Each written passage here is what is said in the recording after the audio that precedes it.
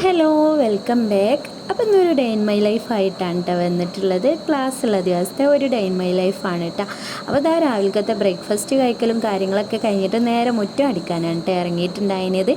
എന്നും താത്തയാണ് മുറ്റം അടിക്കാറ്. താത്ത അപ്പോൾ ഹസ്ബൻഡിൻ്റെ അടുത്തേക്ക് ചെന്നൈക്ക് പോയിക്കാണ് കേട്ടോ. അപ്പോൾ ഇനി മുറ്റം അടിക്കേണ്ട ഡ്യൂട്ടി എനിക്കാണ് കേട്ടോ.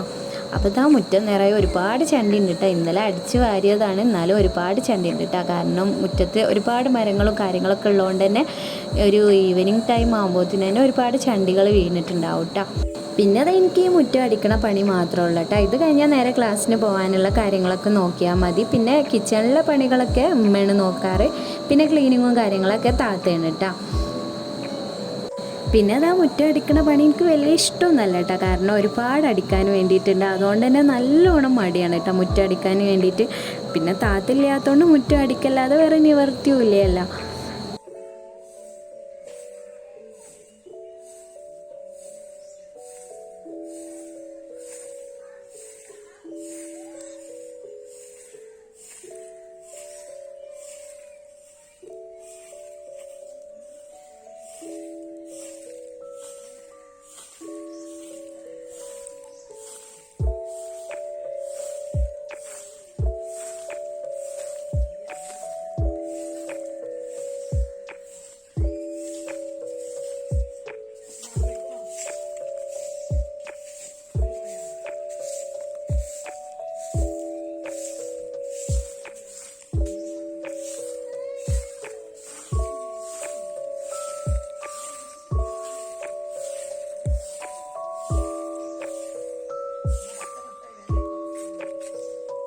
പിന്നെ തന്നെ മുറ്റടിക്കലൊക്കെ കഴിഞ്ഞിട്ടുണ്ട് കേട്ടോ. ആദ്യമൊക്കെ ഇവിടെ ഒരുപാട് ചെടികളുണ്ടായിരുന്നു കേട്ടോ. നല്ല ഭംഗിയായിരുന്നു കാണാൻ വേണ്ടിയിട്ട്. ഇലച്ചെടികളാണെങ്കിലും പൂക്കളുണ്ടാവുന്ന ചെടികളാണെങ്കിലും ഒക്കെ ഒരുപാട് ടൈപ്പ് ഓഫ് ചെടികളൊക്കെ ഉണ്ടായിരുന്നു കേട്ടോ. അതാ ഈ കാണുന്ന സ്റ്റെപ്പിലും ഒക്കെ ചെടികളായിരുന്നു കേട്ടോ. നല്ല ഭംഗിയായിരുന്നു കാണാൻ വേണ്ടിയിട്ട്. ആ കൊറോണ ടൈമിലൊക്കെ ഫുൾ ചെടികളായിരുന്നു കേട്ടോ. ഒരു ചെടി വീട് എന്ന് തന്നെ പറയട്ടോ. അത്രക്കും ചെടികളുണ്ടായിരുന്നു, നല്ല ഭംഗിയായിരുന്നു.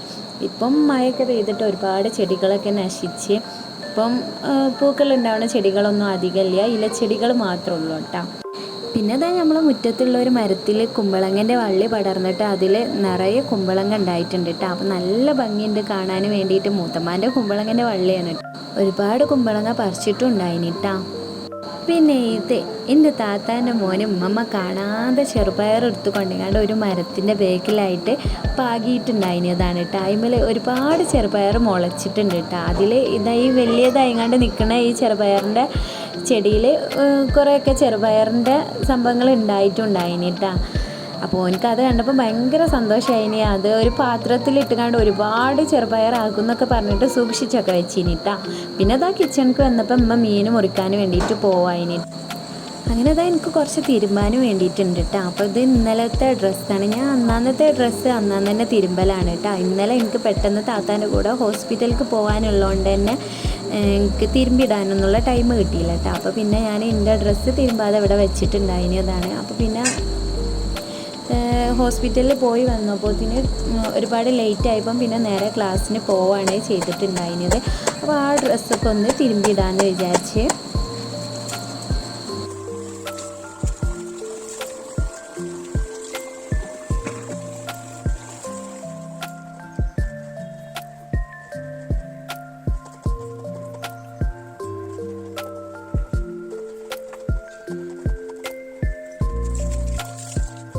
അങ്ങനെ ഇതാ തിരുമ്പലൊക്കെ കഴിഞ്ഞിട്ട് തോരയിടാൻ വേണ്ടിയിട്ട് വന്നതാണ് കേട്ടോ. അപ്പോൾ ഇന്നലത്തേനെക്കാട്ടും നല്ലൊരു ചൂടുള്ളൊരു വെയിലാണ് കേട്ടോ. അപ്പോൾ വേഗം തന്നെ തിരുമ്പിട്ടാൽ ഒരു ഈവനിങ് ടൈം ആകുമ്പോഴത്തേന് തന്നെ നല്ലോണം ഉണങ്ങി കിട്ടുമല്ലോ. അപ്പം വേഗം തിരുമ്പണ പണിക്ക് നിന്നതാണ് കേട്ടോ.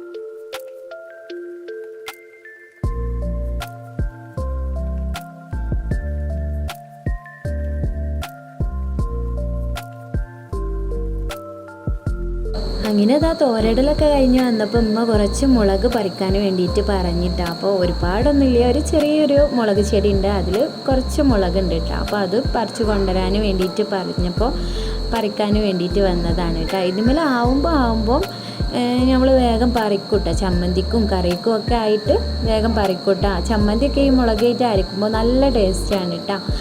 അപ്പം ഒരുപാടൊന്നുമില്ല, ഉള്ള മുളകൊക്കെ ഞാനിപ്പം പറിച്ചെടുക്കുകയാണ് കേട്ടോ. ഈ മുളക് ചെടിയിൽ ഉണ്ടായി നിൽക്കുന്നത് തന്നെ കാണാൻ നല്ല ഭംഗിയാണ് കേട്ടോ. ആ കളറും ഒക്കെ ആയിട്ട് നല്ല ഭംഗിയാണ് കേട്ടോ കാണാൻ വേണ്ടിയിട്ട്. അപ്പോൾ ഇതാ ഇത്ര മുളകാണ് പറിച്ചിട്ടുണ്ടായിനിയത് കേട്ടോ.